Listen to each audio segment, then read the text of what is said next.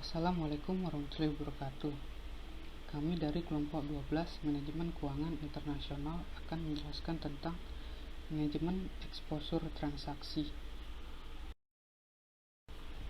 Eksposur transaksi merupakan risiko terganggunya aliran kas perusahaan di masa mendatang akibat fluktuasi kurs falas.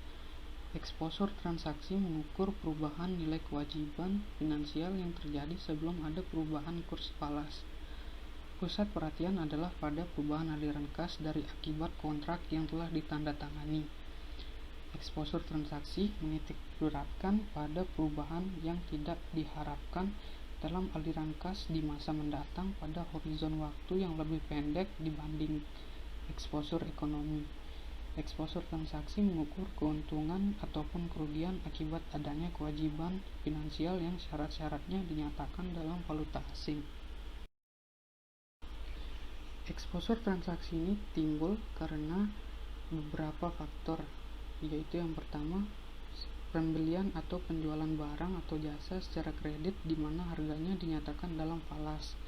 Yang kedua, peminjaman atau pemberian pinjaman dana di mana pembayaran bunga dan cicilan utang dibuat dalam mata uang asing. Yang ketiga, menjadi suatu kelompok kontrak forward yang tidak jadi. Yang keempat, memperoleh aktiva ataupun mendatangkan kewajiban yang didenominasi dalam falas. Mengidentifikasi net transaction exposure. Bila eksposur transaksi benar-benar ada, maka perusahaan menghadapi 3 tugas utama. Yang pertama, perusahaan harus mengidentifikasi derajat eksposur transaksi. Yang kedua, perusahaan harus memutuskan apakah perlu atau tidak menghilangkan atau hedging eksposur ini. Yang ketiga, bila perusahaan memutuskan untuk melenyapkan sebagian atau seluruh eksposur ini, perusahaan harus memilih teknik lindung nilai yang tersedia. Sebelum perusahaan memutuskan untuk melakukan hedging atau tidak, ia mau tidak mau harus mengidentifikasi masing-masing eksposur transaksi bersih pada setiap mata uang. Istilah bersih mengacu pada konsolidasi semua aliran kas masuk dan keluar yang diharapkan pada kurun waktu dan dalam mata uang tertentu.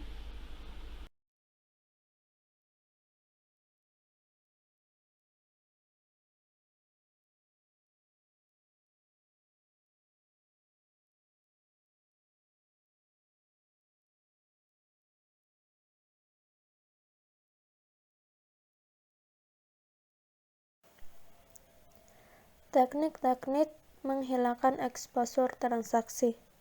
Bila perusahaan memutuskan untuk menghilangkan sebagian atau seluruh eksposur transaksinya, ada beberapa teknik yang dapat digunakan. Teknik yang pertama itu forward market hedging. Perusahaan yang berada dalam posisi long akan menjual falas forward, sementara perusahaan pada posisi short akan membeli forward tersebut. Dengan cara ini, perusahaan dapat mematok nilai dolar dari aliran kas falas. Sebagai ilustrasi, misalkan kurs spot Deutsche Mark adalah 1 DM sama dengan 0,40 US dollars dan kurs forward 1 tahun adalah 1 DM sama dengan 0,3828 US dollars. Maka penjualan forward sebesar 25 juta DM untuk 1 tahun penyerahan akan menghasilkan 9,57 juta US dollars, berapapun kurs spot pada tanggal 31 Desember. Selanjutnya ada teknik money market hedging, yaitu melalui kegiatan meminjam dan sekaligus meminjamkan dalam dua nota uang berbeda, dengan tujuan mengunci nilai dolar dari aliran kas falas di masa mendatang. Teknik yang ketiga itu ada risk shifting, yaitu memindahkan risiko dapat dilakukan dengan mencoba mengekspor dalam mata uang yang menguat nilainya dan mengimpor dalam mata uang yang nilainya melemah. Keempat ada freezing decision, yaitu mengkonversi antara harga falas dan harga dolar dengan menggunakan kurs forward, bukan kurs spot. Bila harga dolar cukup tinggi, eksportir sebaiknya mengikuti dan melakukan penjualan. Sebaliknya, bila harga dolar dalam impor cukup rendah, Importer sebaiknya mengikuti dengan melakukan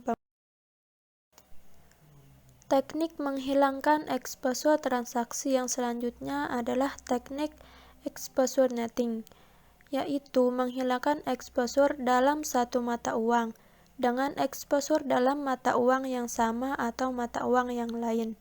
Sedemikian rupa sehingga laba atau rugi dalam kedua posisi mata uang akan dapat saling meniadakan exposure satu sama lain. Keenam, ada teknik currency risk sharing, yaitu membagi risiko mata uang dapat dilakukan dengan mengembangkan kontrak customized hedge yang melekat pada transaksi perdagangan. Kontrak ini berbentuk klausul penyesuaian harga, di mana harga dasar disesuaikan untuk mencerminkan perubahan kurs tertentu. Teknik yang terakhir yaitu forex currency option. Bila jumlah aliran kas keluar dari balas tidak diketahui, maka sebaiknya membeli currency forward. Namun, bila jumlah tersebut diketahui, sebaiknya beli call option pada mata uang tersebut. Bila jumlah aliran kas masuk dari balas diketahui, sebaiknya jual currency forward. Namun, bila jumlah tersebut tidak diketahui, sebaiknya beli put option pada mata uang tersebut. Menghedge exposure transaksi jangka panjang. Sejumlah perusahaan multinasional yang memiliki arus kas valuta asing beberapa tahun dari sekarang dapat menggunakan hedging jangka panjang. Sebagai contoh, Disney Company telah menghedge arus kas yen Jepang yang akan dikembalikan ke AS, yaitu dari Javan Disney, untuk 20 tahun ke depan. Eastman Kodak Company dan General Electric Company memasukkan manajemen nilai tukar mereka ke dalam perencanaan korporasi jangka panjang. Jadi dibutuhkan teknik-teknik untuk menghedge exposure nilai tukar jangka panjang. Bagi perusahaan-perusahaan yang bisa mengestimasi secara akurat hutang atau piutang valuta asing yang akan muncul beberapa tahun dari sekarang, ada 3 teknik yang sering dipakai untuk menghedge exposure transaksi jangka panjang semacam itu. Di sini saya akan membahas mengenai kontrak forward jangka panjang. Sampai akhir-akhir ini, kontrak forward jangka panjang atau long forward jarang digunakan. Dewasa ini, long forward sangat populer. Sebagian besar bank internasional besar secara rutin mengkuotasikan kurs forward berjangka waktu hingga 5 tahun untuk pound Inggris, dolar Kanada, mark Jerman, dan French Swiss. Long forward sangat menarik bagi perusahaan-perusahaan yang telah menandatangani kontrak ekspor atau impor bernilai tetap jangka panjang dan ingin melindungi arus kas mereka dari pergerakan nilai tukar.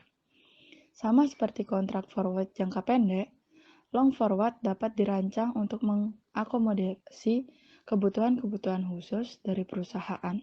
Bank-bank besar mau menjual atau membeli long forward berjangka waktu hingga 10 tahun untuk valuta-valuta penting.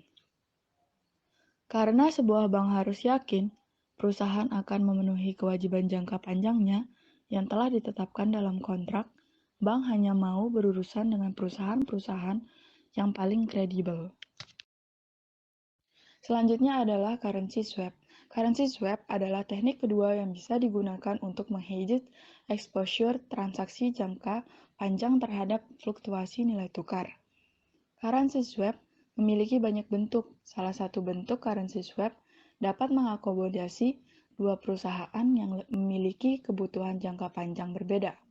Sebagai contoh, sebuah perusahaan Amerika Serikat disewa untuk membangun jaringan pipa minyak di Inggris. Perusahaan ini memperkirakan akan menerima pembayaran pound Inggris 5 tahun dari sekarang pada saat konstruksi selesai. Pada saat yang sama, sebuah perusahaan Inggris disewa oleh sebuah bank Amerika Serikat sebagai konsultan proyek jangka panjang. Untuk menciptakan currency swap, Perusahaan perlu mencari perusahaan yang bisa mengakomodasi kebutuhannya.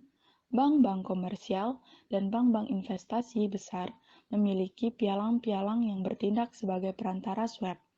Korporasi-korporasi dapat menghubungi pialang-pialang tersebut jika mereka ingin menghilangkan exposure transaksi dari valuta-valuta tertentu. Sejalan dengan berlalunya waktu, currency swap mungkin menjadi tidak menguntungkan bagi salah satu pihak yang terlibat. Dengan menggunakan contoh, perusahaan Amerika Serikat yang ingin meng-swap penerimaan pound dengan dolar akan dirugikan jika setelah swap ditandatangani, dolar melemah dan perusahaan dapat membeli dolar dengan harga yang lebih murah dalam pasar spot. Yang terakhir yaitu parallel loan. Parallel loan atau back-to-back loan melibatkan pertukaran valuta antara dua pihak dengan kesempatan untuk menukarkan kembali valuta-valuta yang bersangkutan pada kurs tertentu di masa depan. Parallel loan dapat diidentikan dengan dua swap yang digabungkan menjadi satu. Satu swap terjadi pada permulaan kontrak parallel loan dan satunya lagi pada suatu tanggal tertentu di masa depan.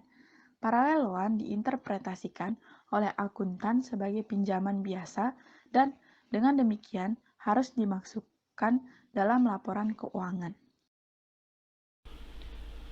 Sekian penjelasan dari manajemen exposure transaksi.